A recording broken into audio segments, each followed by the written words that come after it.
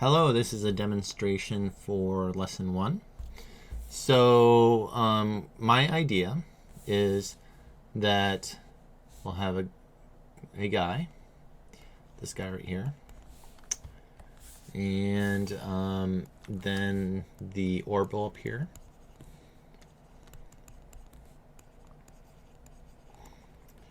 And then fly around.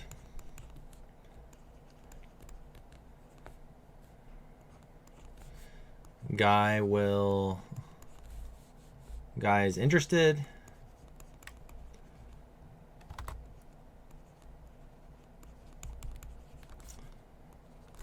Orb flies into ear.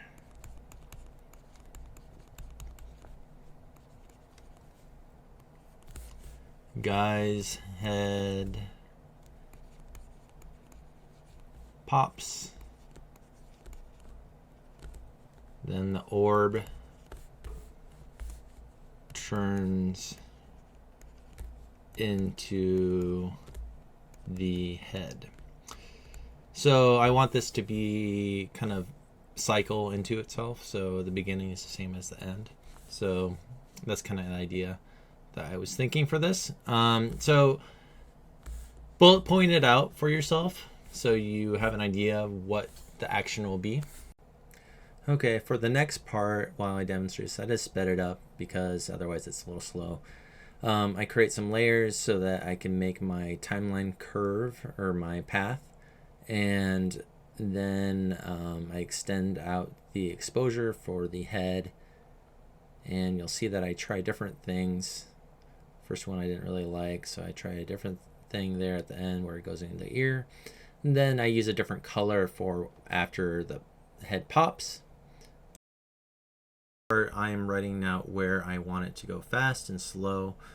It's a good idea to do this when you're first starting out, especially your first time creating these time charts on the path.